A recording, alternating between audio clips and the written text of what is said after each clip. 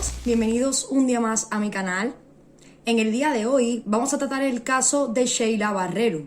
Muchos de vosotros me lo recomendasteis hace un tiempo y me lo habéis dejado también por los comentarios y por otras redes sociales, pero es un caso bastante largo que me ha demorado bastante tiempo en poder recopilar casi toda la información, o al menos, como digo siempre, la que hay de forma pública al alcance de todos nosotros. Antes de empezar con todos los detalles, si no estáis suscritos, hazlo ahora, activa la campanita para que YouTube pueda avisarte cada vez que subimos un vídeo nuevo. También sígueme en todas mis redes sociales donde voy subiendo algo de contenido relacionado con el canal. El caso que vamos a tratar, un pequeño adelanto, un tráiler, alguna foto, como también si quieres unirte a los miembros del canal para apoyarlo económicamente, aquí al ladito del nombre tienes la opción de unirte, que por €1 al mes, menos de €1 en realidad, 0,99, tienes acceso a vídeos antes de tiempo, es decir, vídeos de antemano, con una semana más o menos de adelanto. También algunos stickers y otras ventajas. Si no, puedes apoyar al canal si te apetece, o bien por Patreon o PayPal, que también os lo dejo aquí abajo en la descripción, junto con los enlaces de las fuentes donde me he basado para recopilar toda la información del caso de Sheila. Así que sin nada más que añadir y sin enrollarme mucho más, para poder empezar lo antes posible con el caso, comencemos. Sheila Lorena Barrero Fernández era la menor de 4 hermanos.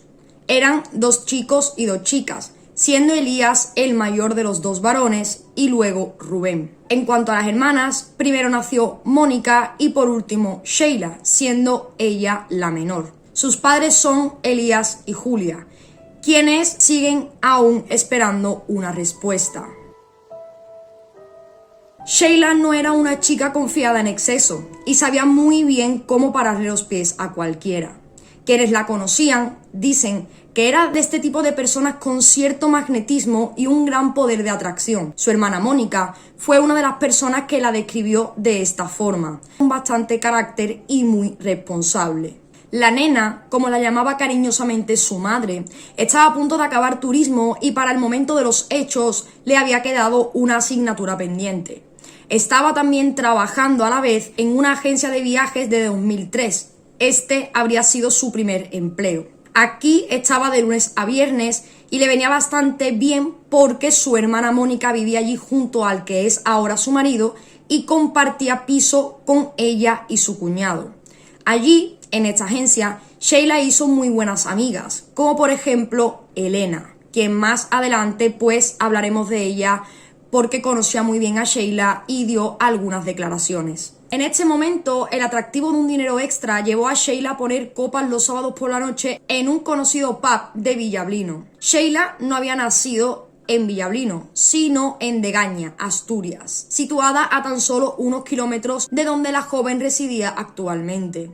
Era, por tanto, una chica normal de su tiempo. Tenía en el momento de los hechos unos 20 años, era atractiva, le gustaba salir con sus amigas, beber alguna que otra copa y pues recogerse cuando estas fiestas y estas reuniones acababan. Hay amigas como por ejemplo Elena, la que me han mencionado anteriormente, quien recordaba en una entrevista entre sonrisas y lágrimas los momentos vividos junto a su amiga Sheila. Esta amiga decía que incluso sin querer, Sheila se llevaba las miradas y la atención de todos los hombres que hubiera en la discoteca, en el pub o simplemente a su alrededor. Una joven morena, no demasiado alta, pero con unos grandes y preciosos ojos, los cuales se robaban la atención y las miradas de muchos. Sheila había conocido en el verano de 2003 a un chico llamado Borja, o Bowie, como ella lo llamaba cariñosamente, en el pub donde la joven trabajaba. Este chico vivía en un pueblo llamado Villajer, cercano a Villablino. Habían estado conociéndose y viéndose, pero al parecer nunca tuvieron una relación seria ni estable, más bien unos encuentros esporádicos, pues simplemente quedaban para tomar algo, charlar y se veían. Una amiga menor que Sheila, llamada Jennifer, relata en una entrevista que jamás vio a Borja darse un beso con Sheila o viceversa. Pero quizá esto no tendría por qué ser completamente así, ya que simplemente podrían llevar su relación de una forma más privada e íntima y no pues estar dándose besos o mostrando cierto cariño en sitios públicos. Esta amiga, Jennifer, solía salir con Sheila de fiesta, pues tenía tan solo 1 o 2 años menos que la joven. Se llevaban muy bien y eran íntimas amigas. Pero el día en que desgraciadamente sucedió todo, Jennifer no pudo acompañar a su amiga porque estaba enferma.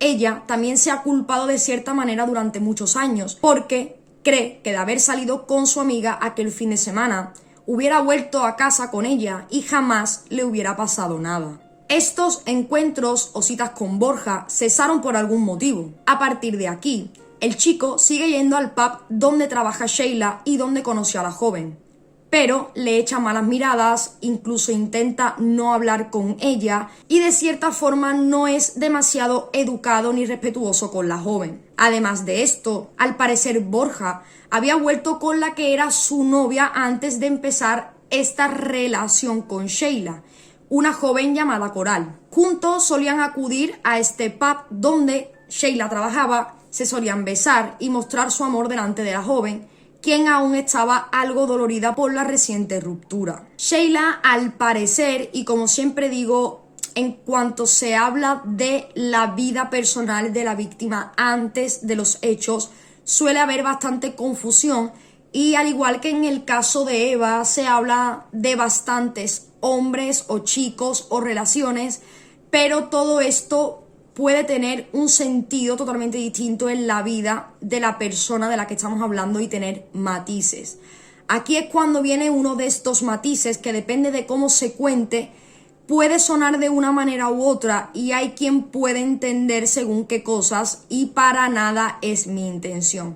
Entonces, después de haber visto varios documentales y demás donde aparece la familia, esta parte en concreto de la vida de Sheila hay que desmigarla y explicarla muy bien porque de la nada saldrían personas que comenzarían a juzgar y para nada quiero eso. Entonces hay que tener en cuenta que Sheila, antes de conocer a este chico llamado Borja, había tenido una relación con un chico llamado Teófilo, ¿de acuerdo? Este joven llevaba prácticamente toda la vida con Sheila, se conocían de toda la vida y tenían la típica relación juvenil, adolescente, de jóvenes, en la que salían juntos, pero luego se peleaban por cualquier cosa y se daban un tiempo, luego se volvían a dar este tiempo y así. Pero no como una relación tóxica donde habría peleas, donde habría malos tratos, donde habría otro tipo de cosas, sino más bien porque, aunque ambos se querían, el carácter de los dos era muy diferente y esto hacía que siendo tan jóvenes y que quizás no sabiendo bien cómo llevar según qué cosas, pues chocaran y tuvieran pues estas idas y venidas, ¿de acuerdo? Entonces, teniendo esto claro, ya podemos hablar de que después de haber estado con Borja y de esta ruptura en la que Sheila obviamente quería seguir con este chico y tener algo más serio, fue cuando volvió a verse con Teófilo, pues obviamente porque ambos querían, se llevaban bien y aunque no fuera una relación amorosa quizá, simplemente pues se seguirían viendo como amigos o quizá, quién sabe, para seguir teniendo esta relación. Pero quiero dejar esto claro porque se puede entender como que Sheila tenía dos relaciones a la vez o como que Sheila tenía uno y otro, que de todas formas, de una forma u otra, estaría bien. Yo no soy nada para juzgar a nadie, ni mucho menos a una persona, una víctima que no se puede defender, pero quiero que quede claro para que nadie se haga un lío ni pueda pensar cosas que no son. Entonces, teniendo en cuenta que Sheila, después de haber estado con Borja, en teoría, y de la ruptura de ambos, volvió a verse con Teófilo, quien era su amigo y su novio desde prácticamente toda la vida. Era un chico muy simpático que conocía a la familia de Sheila, también pues como digo de toda la vida, y pues la familia también le tenía un gran cariño y aprecio al joven. Como he dicho, la personalidad de ambos chocaban y es por eso que tenían tantas idas y venidas en cuanto a su relación. Estos patrones que la relación tenía de idas y venidas no era nada grave, como he explicado, y seguían llevándose bien. Los jóvenes tenían incluso planeado un viaje a los carnavales de Tenerife para febrero. Los billetes ya estaban comprados y los tenía Sheila en su coche. Para el día de los hechos, La joven había quedado con Theo tan solo unas horas después para tomar un café y hablar. Seguramente, quizá, dice su hermana, que querrían darse una nueva oportunidad. Este encuentro, por desgracia, jamás llegó a producirse. Sheila era una chica encantadora, amable, humilde, muy trabajadora y con muchos sueños por cumplir. Pero alguien decidió, de forma cruel y fría, arrebatarle la vida en lo que transcurre un suspiro. Aquella gélida y lluviosa madrugada de enero, trayendo consigo un dolor y sufrimiento incalculable en la familia de la joven. Llegamos al día de los hechos, o mejor dicho, al día previo de los hechos, porque también suceden algunas cosas interesantes o curiosas y está bien que podamos hablar de los días o momentos previos. Tenemos que situarnos entonces en el viernes 23 de enero de 2004, día en que Sheila viaja desde Gijón a su casa de Degaña, que es la casa familiar, digamos, donde viven sus padres, a bordo de su Peugeot 206. Esa misma noche, como solía hacer los fines de semana, trabajaba en el pub Youtim. Este fin de semana concreto, el del 24 y el 25 de enero de 2004, hizo un intenso frío bastante húmedo y que incluso calaba los huesos en el Valle de la Lasiana. Villablino no era una excepción. A la mañana siguiente, el sábado 24, su padre la acompañó a un taller situado en Villablino para que realizara la revisión de su turismo. Luego, Elías y su hija Sheila regresaron a casa. La joven, pues, se había quedado sin coche para ir a trabajar. Es por eso que quedó con unos amigos para que la fueran a buscar a su casa sobre las 10:30 de la noche. Sobre las 10, Sheila ya se estaba arreglando, esperando a que sus amigos fueran a recogerla. Así lo hicieron, y al llegar a Villablino, junto a un grupo de amigos y amigas, se dirigieron a un local para comer una hamburguesa. Al parecer, según algunas fuentes, también fueron a un pub llamado Osiris antes de que Sheila entrase a trabajar a eso de la medianoche, mientras que el resto de amigos pues seguía la ronda y seguía de fiesta. Como contexto, aclarar que el pub donde trabajaba la joven, llamado Youtim, era uno de los locales de moda por aquel momento, por lo que solía ir mucha gente y pues siempre solía estar lleno. Pasadas las 3 de la mañana del día sábado 24 de enero, ya era la madrugada del domingo, pasó algo bastante curioso y que quizás de no haberse producido este hecho no estaríamos contando este caso. Sheila quizá estaría con vida o los hechos hubieran transcurrido de otra forma. La cuestión es que, como digo, sobre las 3 de la mañana, Sheila estaba trabajando en el pub y el hijo del dueño del taller donde ella había dejado su coche esa misma mañana fue a este pub acompañado de su novia. Al parecer, el chico, cuando vio a Sheila, se acercó a ella, le dio las llaves de su turismo y le dijo que ya estaba arreglado, que incluso se lo había dejado aparcado en la puerta para que ella no tuviera que molestar a nadie y no se quedara sin coche. Para Sheila esto fue una sorpresa. Ella era bastante independiente, no le gustaba tener que estar llamando o contando con nadie cuando le hacía falta y por tanto se lo agradeció que se lo hubiera arreglado tan pronto como que se lo hubiera llevado al lugar donde trabajaba. Sobre las 4 de la madrugada, los amigos de Sheila llegaron al pub donde se encontraba la joven. Allí estuvieron con ella hasta las 7 de la mañana, hora en la cual el establecimiento cerró. Luego, para rematar la noche, Sheila y sus compañeros de trabajo se fueron junto con los amigos de esta y otros a seguir tomando unas copas a un bar cercano llamado Way. Aunque Sheila no bebió, solo consumió un Coca-Cola porque luego tenía que conducir y estaba bastante cansada. El cansancio ya se amella en Sheila y dijo que ella se volvía a su casa. Eran sobre las 8 de la mañana cuando Sheila decidió regresar a Degaña, separada de Villablino por el puerto de Cerredo.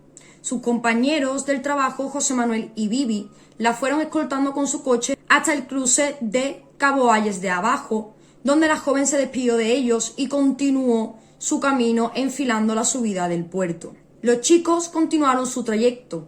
Tan solo unos escasos minutos después, José Manuel, quien conducía el vehículo, dejó a su amigo Vivi en la casa de este. Luego, José Manuel continuó conduciendo hasta llegar a la suya. Cuando el joven llegó, le mandó un mensaje de texto a Sheila en el que se leía lo siguiente: Cuando llegues, dame un toque de que llegaste bien si no te importa. Y tienes un faro fundido. Este mensaje sería mandado alrededor de las 8:05 de la mañana porque, pues bueno, no está este dato concreto. Pero fue después de que Sheila abandonase el local donde estaba con los demás amigos y antes de que pues fuera asesinada. Pasaban las horas y la joven no regresaba a su casa. Su padre Elías, al principio, no se preocupó porque pensaba que se había quedado a dormir en Villablino con su hermano, ya que aún creía que no tenía coche, pues como hemos narrado, el hijo del dueño del taller le llevó el coche a Sheila la noche del sábado y su padre pues obviamente no sabía nada. Fue después cuando la madre de Sheila, Julia, llamó a su hermano Elías para preguntarle por ella. Este respondió que no estaba con él y fue en ese momento cuando ya pues los padres se comenzaron a poner un poco más nerviosos y comenzaron a llamar a Sheila, la cual no dio ninguna respuesta. En principio se pensó que quizás pues se podría haber quedado también en casa de algunos amigos, que después del trabajo pues quizá no se encontraba bien o después de haber estado bebiendo no estaba bien y se quedó a dormir en casa de alguien. Obviamente no pensaron desde primera hora que le podría haber pasado nada. Ese día era habitual, como todos los domingos, que la familia se juntase para comer en Degaña en la casa familiar.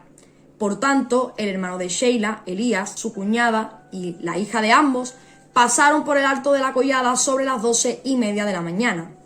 En este caso, el hermano se percató de que un coche similar al de Sheila estaba aparcado junto a una zona recreativa.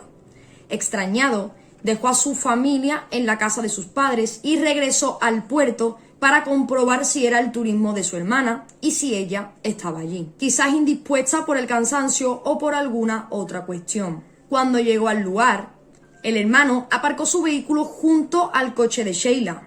Después, al acercarse al vehículo, vio que en efecto su hermana Sheila estaba dentro del coche, aparentemente bien sentada, pues estaba en el asiento del conductor y no parecía haber nada extraño. Al abrir la puerta, el cuerpo se movió un poco. Y fue en ese preciso momento cuando a Elías, el hermano de Sheila, se le heló la sangre, pues se dio cuenta que su hermana estaba sin vida.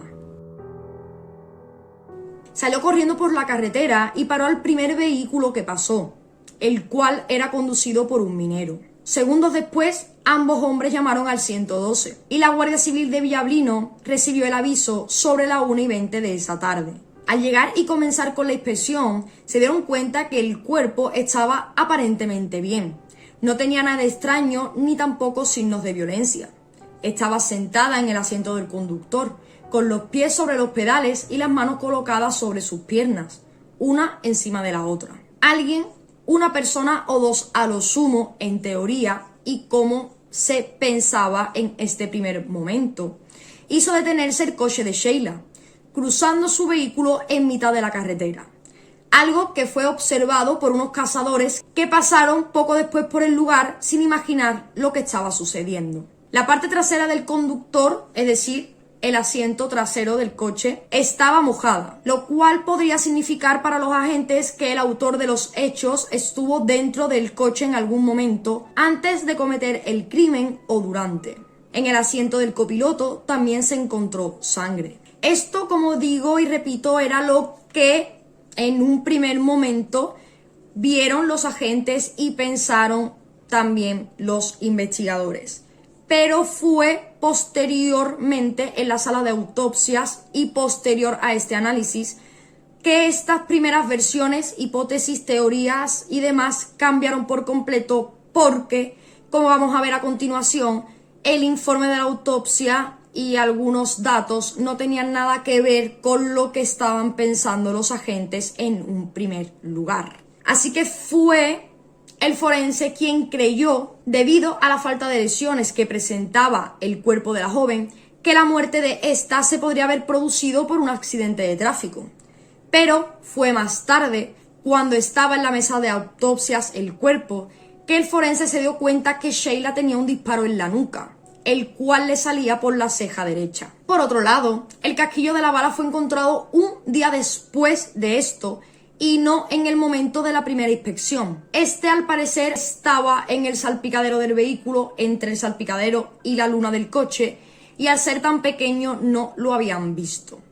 En mi opinión, como repito siempre, es una opinión mía personal, me puedo estar equivocando o tengo una mala percepción, pero no sé cómo un disparo que sale por la ceja, es decir, que tiene un orificio de salida en una parte visible, puede ser pasado por alto en un primer momento y pensar que era un accidente de tráfico, como también se llegó a decir, cuando en ningún momento el coche tenía ningún desperfecto, ni habían saltado los airbags, ni se veía nada que indicase hacia esto como causa quizá de la muerte o como causa de que quizás pues Sheila hubiera muerto después. Esto obviamente ralentizó bastante la acción de la Guardia Civil, quien terminó encontrando, como digo, el casquillo un día después de todo esto y pues obviamente no se habían llevado las investigaciones, las pesquisas o las hipótesis por ese lugar. Simplemente se pensaba que era un accidente de tráfico.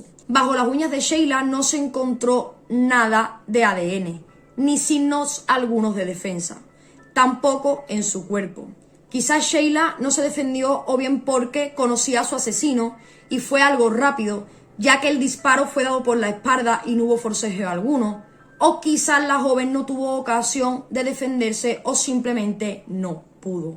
Para algunos investigadores se manejaba la hipótesis de que el asesino, quizá, hubiera amenazado a Sheila desde un primer momento con el arma y que por eso la joven accediese a sus peticiones, como por ejemplo dejarlo subir al coche y conducir hasta un lugar concreto donde el asesino le habría ordenado que lo llevara. El arma homicida al parecer había sido una pistola de calibre 6,5, la cual no fue encontrada ni en el coche ni tampoco en los alrededores.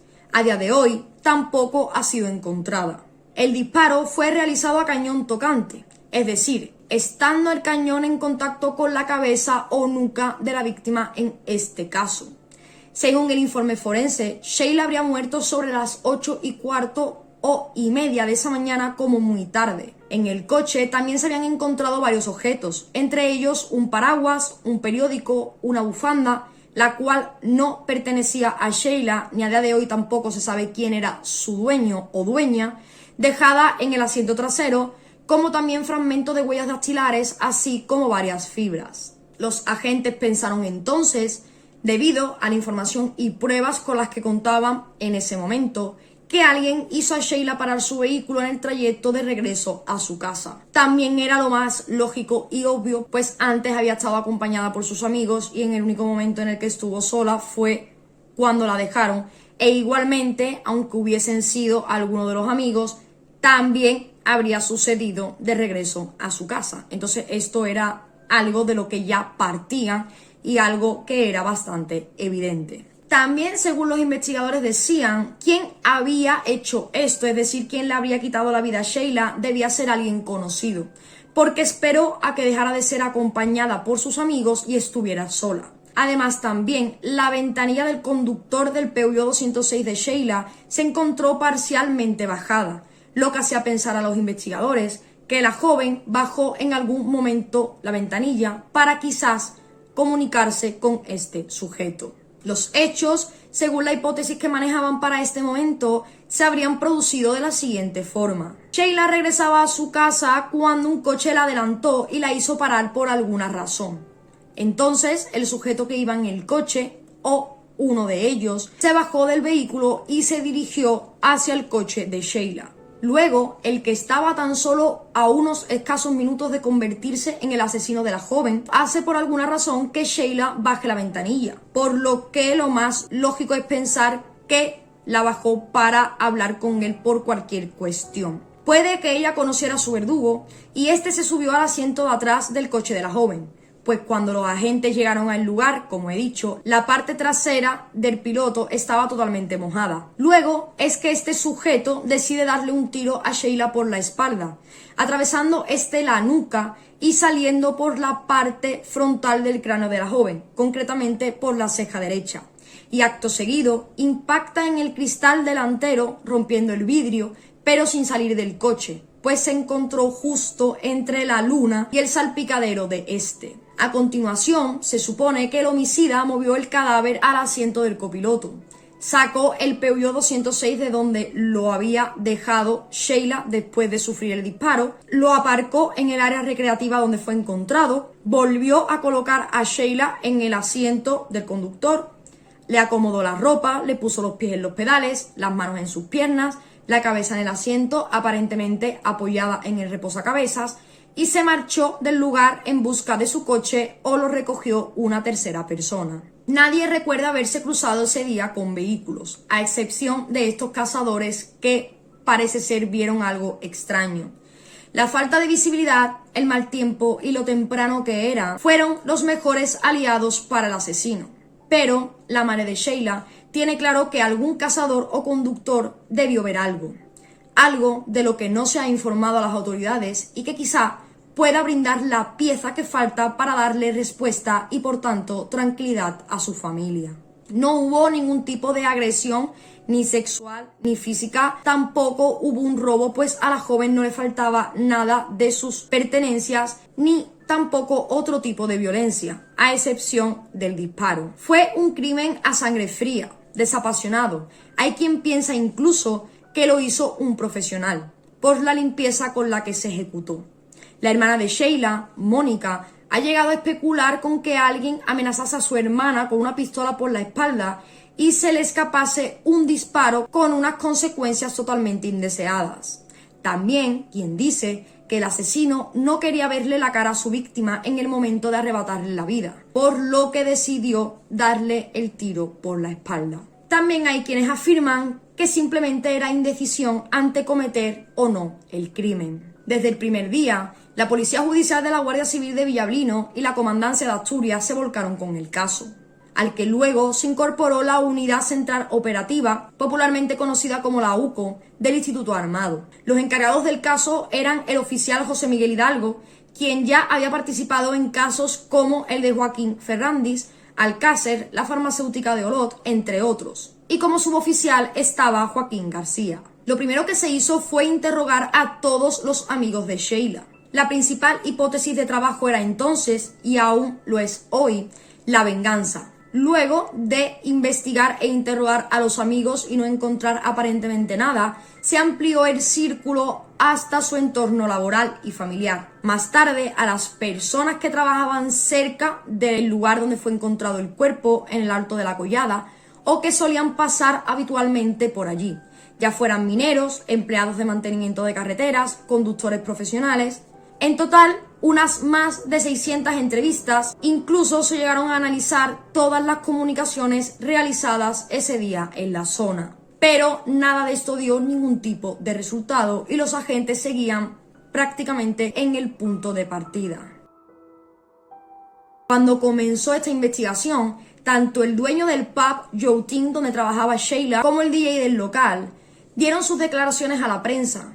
Ambos hablaron de la relación que Sheila habría tenido con Bowie ese verano y cómo habría acabado todo entre ambos jóvenes. La relación, un chico de aquí de la zona, pero lo habían dejado antes del verano así y desde aquella no tenía novio.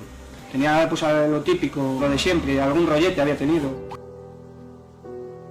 Los agentes entonces se fijaron en las personas que habían tenido contacto con Sheila el día anterior al crimen, es decir, el sábado 24, y realizaron la prueba de parafina, que es la prueba que se hace para ver si hay pólvora o restos de pólvora en prendas o manos, a un total de 6 amigos. Habían pasado ya 33 horas desde el crimen. Descubrieron que al menos 3 de estas 6 personas, que todos eran varones, habían disparado en los días previos, pero esto no era nada raro ni quisiera saltar las alarmas, básicamente porque en esta zona limítrofe entre Asturias y León, donde existe una gran densidad boscosa y una larga tradición cinegética. De la misma forma que era bastante importante ver si algún sujeto tenía pólvora en su mano, también lo era determinar si el asesino era zurdo o diestro, porque así se iban descartando sujetos. Mediante varios intentos y pruebas, como por ejemplo, cuál sería el recorrido concreto de un impacto si la persona fuese zurda o diestra, se pudo saber que el asesino, en este caso, era una persona diestra. Tras realizar las pruebas pertinentes y tener a varios hombres que daban positivo en pólvora, tocaba identificar si las partículas coincidían con la bala disparada y así podrían saber quién había sido supuestamente el asesino. Obviamente no deja los mismos residuos de pólvora una escopeta de caza que una pistola que está destinada para matar o que está modificada. Alguno de estos hombres se pudo comprobar que la pólvora que tenía en sus manos no era la misma que habría dejado el disparo que mató a Sheila, puesto que estos hombres tenían restos de pólvora pero compatibles con otro arma de fuego, algo que, como he dicho, podía ser normal por la zona donde vivían, donde muchas personas eran apasionadas y aficionadas a la caza. Una de las personas que casualmente dio positivo en estas pruebas de pólvora era Borja Vidal, que en ese momento tenía 19 años. El joven, antes de someterse al test, le dijo a las autoridades: voy a dar positivo. Hace una semana que estuve cazando. En la mano derecha del joven se hallaron restos de pólvora. Quedaba saber si estos restos eran compatibles o no con el proyectil disparado.